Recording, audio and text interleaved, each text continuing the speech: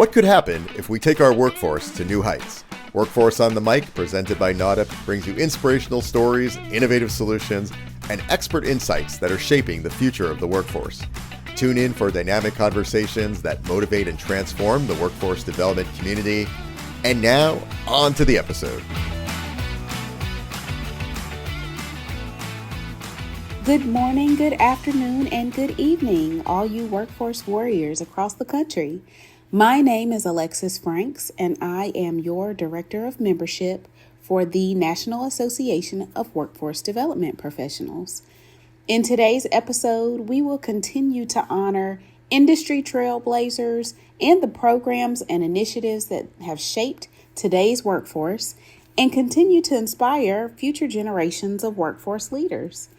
We have another riveting conversation about stories of impact, resilience, and innovation from an industry leader and longtime friend of NAUTIP.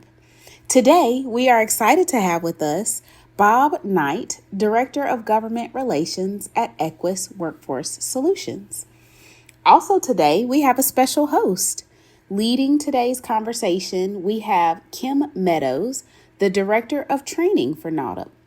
Many of you may be familiar with the work Kim has done to provide training and resources to support workforce professionals of all occupations and industries.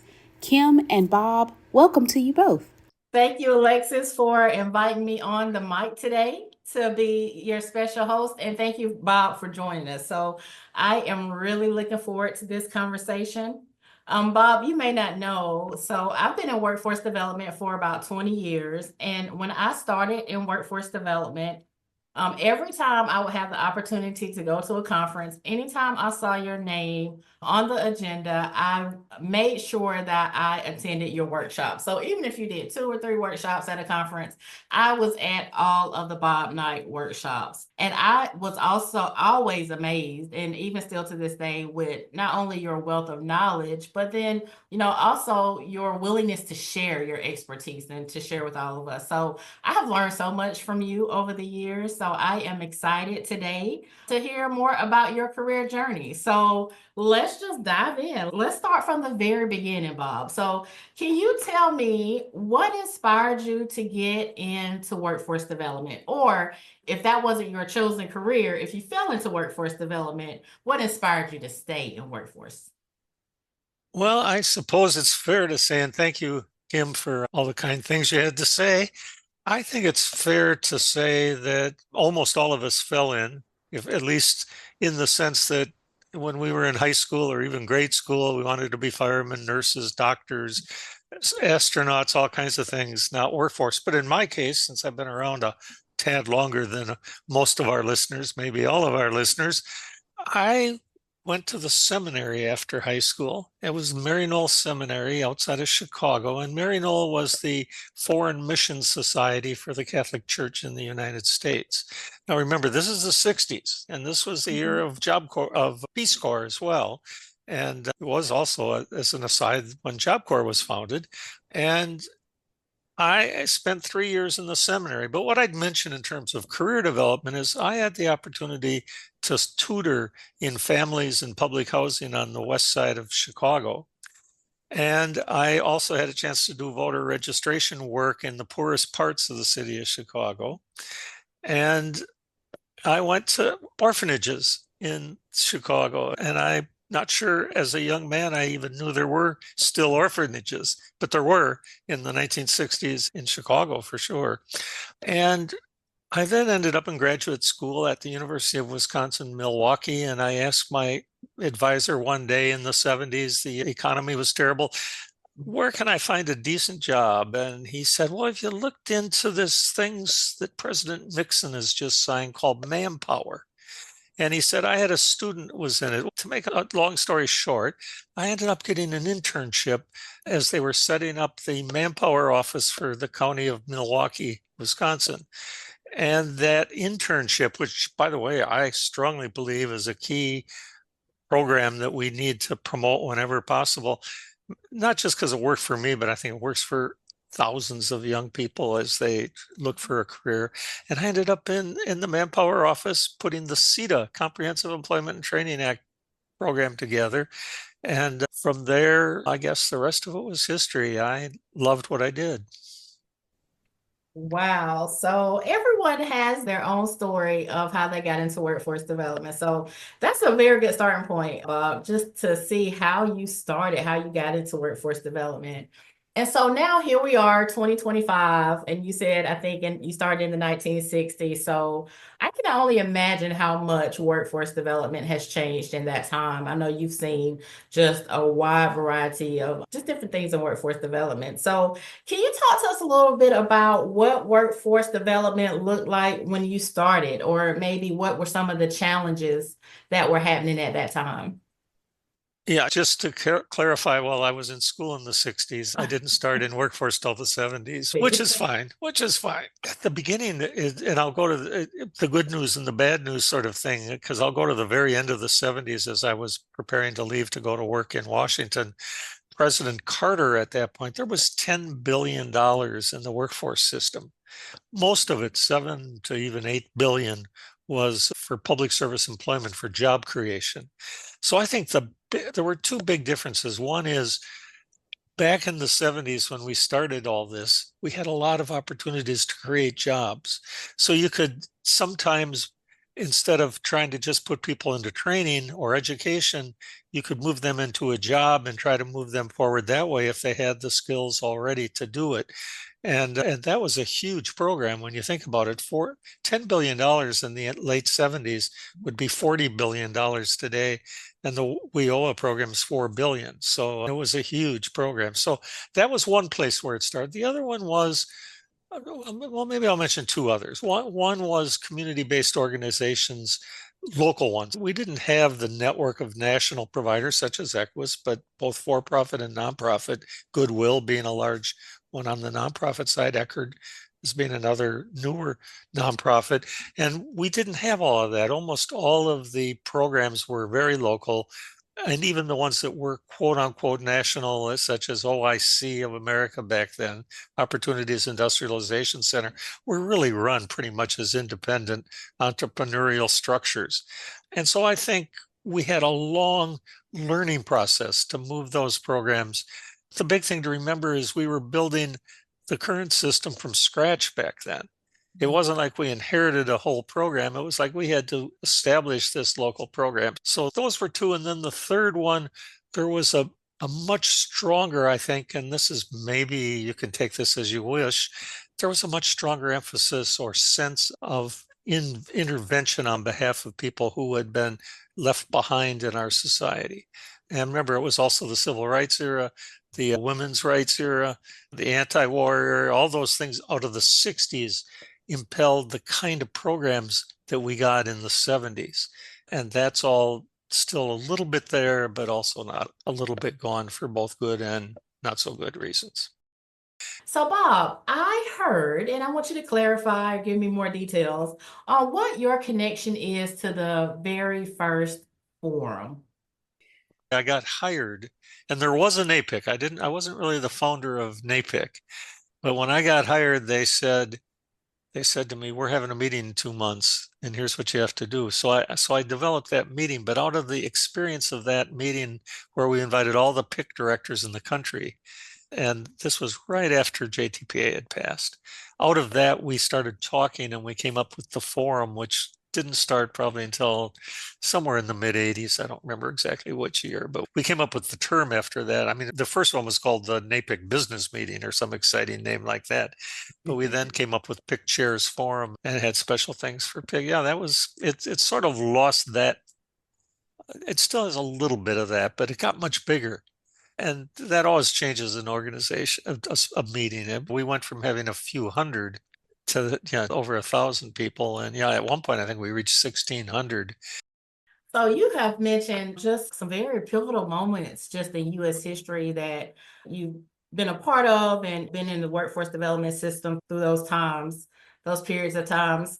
Can you talk to us a little bit about maybe what was one of your pivotal moments that shaped your approach to workforce development? Was there one moment in particular or one period of time that shaped how you viewed workforce development? Well, it's probably honest to say, but I am going to go to one and answer your question that probably at various points in in the history that I've worked through, I've probably had pivotal moments that moved me, that changed me, so that I didn't always feel the same way. But the big one that I always think about, I was working in Milwaukee, late 70s, and we got a federal grant called the STIP program, Skill Training Improvement Program, and we put together a board of business leaders.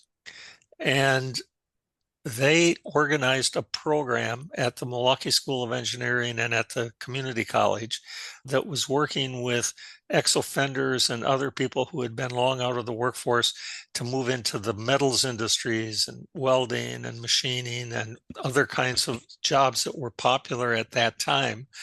And they committed both to designing programs that would meet the needs of their workforces, because they were all HR or CEOs of their companies around Milwaukee. And they also committed to hiring everybody. So a Milwaukee Journal reporter called me up one day and said, well, how do I know that these business people who are getting this training sort of free are going to live up to their promise? I said, well, why don't you go to the meeting and look at their records and see what happens? So he goes to the meeting and he calls me up and he said, they went around the table and every graduate got a job. And he said, in any group of graduates, there's somebody who's, barely made it. They came every day. So you're going to push them over the line.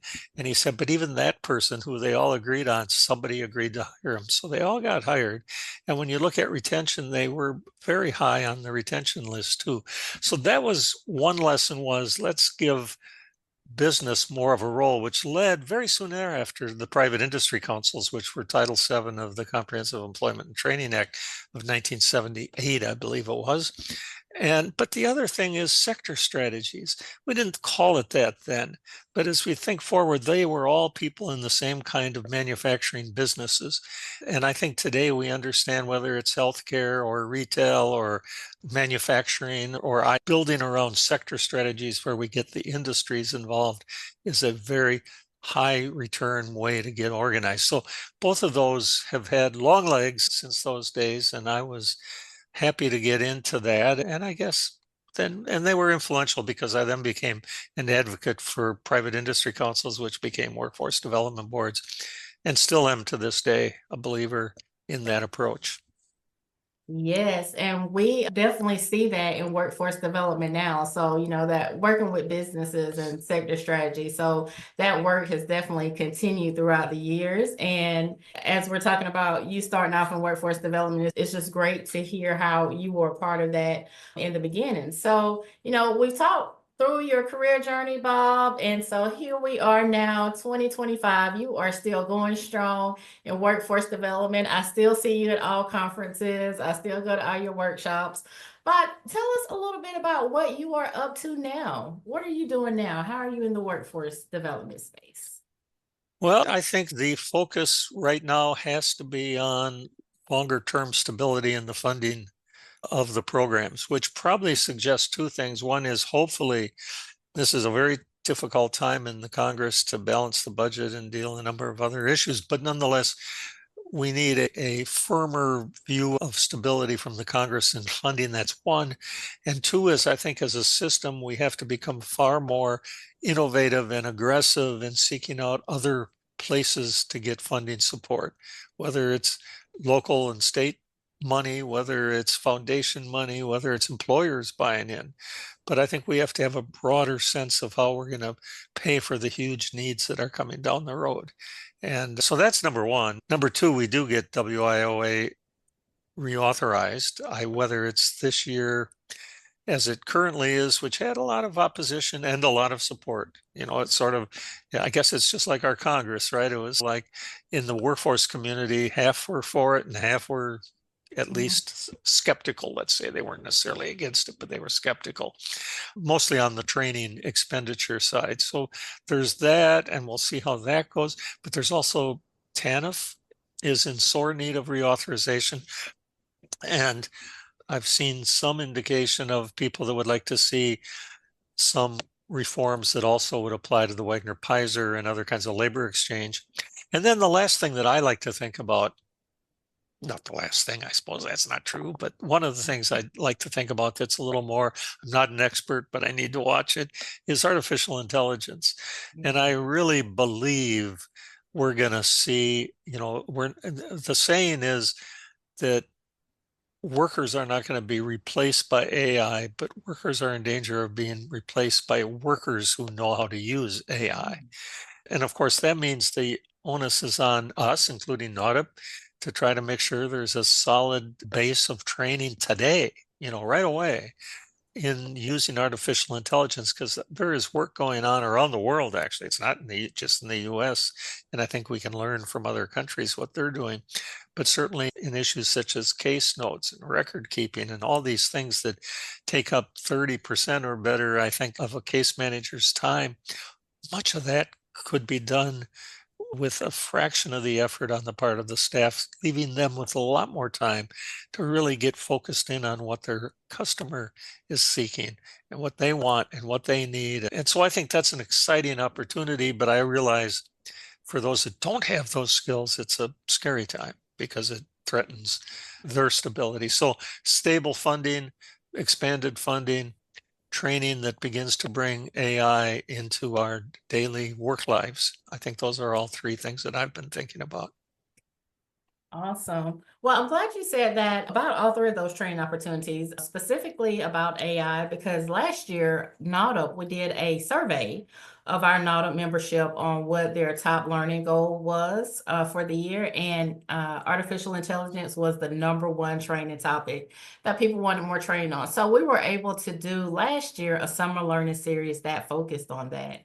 And then in addition to that, at our conferences, we have learning tracks that specifically focus on artificial intelligence. So thank you for validating that for me, that AI is definitely one of those topics that you see as critical. So Bob, my final question for you, and then I'm going to open it up and just let you go for it if you have anything else to share with us while we have you here on the mic. But my final question for you is, we have a lot of people that come in and out of workforce development, and we have a lot of new industry professionals every year. Speaking from your experience, can you tell us or give us some advice or give them some advice for somebody who is new, just starting in this field? What would be your advice? Ooh, that's a good question, because you absorb information in different ways and different jobs have different needs and expectations. But I think maybe the first place I'd start for anybody is see the world as much bigger than just WIOA, if that's what you're working in, or TANF, if that's what you're working in, because those are small pieces of what the workforce world is about.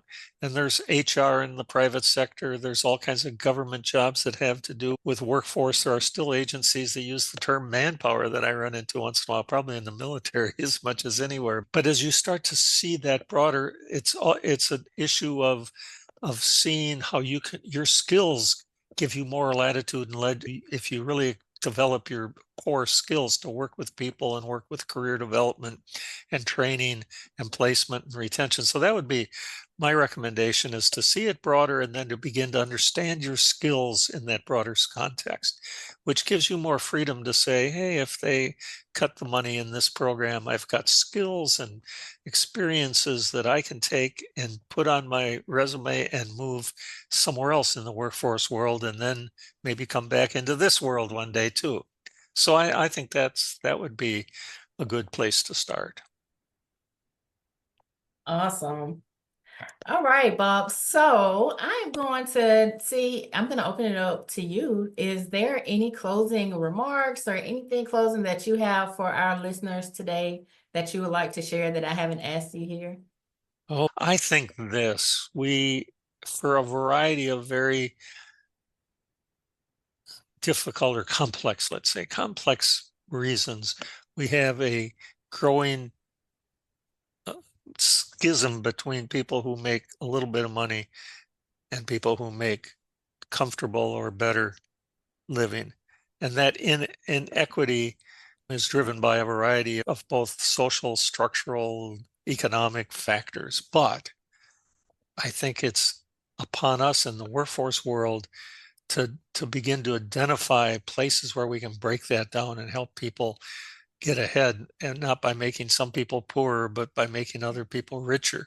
And for example, I think we should probably reconsider the career center structure of having all these people in one place. I'd start to put people into low income communities and put them in there with economic development, business development, entrepreneurs, find community leaders that want to assist in this. I just think our future in workforce, if I can think out 5 or 6 years, is far more to be working in changing neighborhoods to make those neighborhoods more prosperous rather than what we probably end up doing now, which is giving some people enough money to leave those neighborhoods.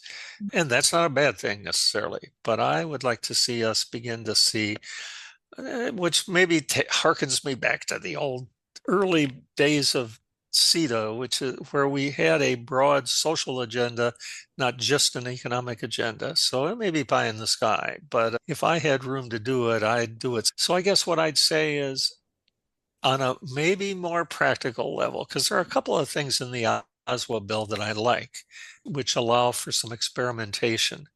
And one of the things that I have pointed out to people is we ended up with workforce development boards because there was an experimental title in CETA called Title VII that built private industry councils and gave every area a private industry council. Oh, we learned good things and bad things not to do and things to do.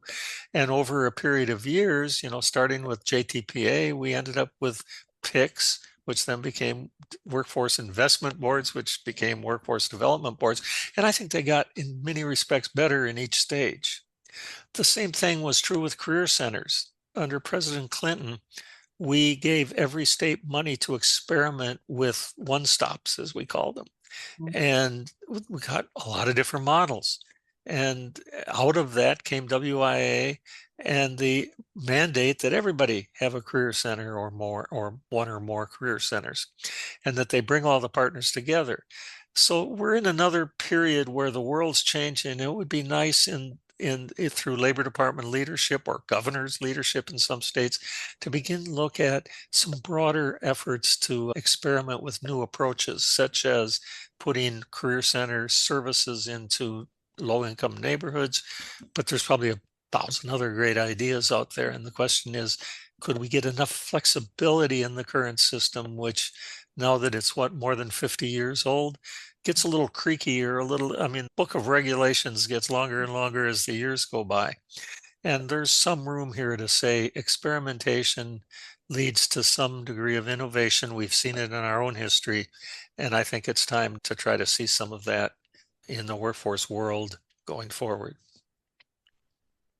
I love it. And so, as Alexis would say, I'm taking her line here. She would say this is a mic drop moment, but I love experimentation leads to innovation. And that really goes back to what we do in workforce development is we really want to think outside of the box and how can we innovate the workforce development system. Bob, it was an absolute pleasure to talk with you today. We look forward to you continuing to be a part of not only workforce development, but a part of NAWDP. I look forward to seeing you all around workforce, as I have so far in the past. And at this time, I will turn it back over to Alexis. Thank you so much, Bob, Kim. We enjoyed your conversation today. And hopefully we can continue this effort, your engagement. We appreciate you so much, Bob, for the work that you do. And thank you for having us today. Thank you. My pleasure. Thank you for listening to Workforce on the Mic, presented by NAWDP. Make sure to subscribe to the podcast on Spotify, Apple Podcasts, or wherever you listen to podcasts. To learn more about NAWDP and to become a member, visit www.nawdp.org. That's www.nawdp.org.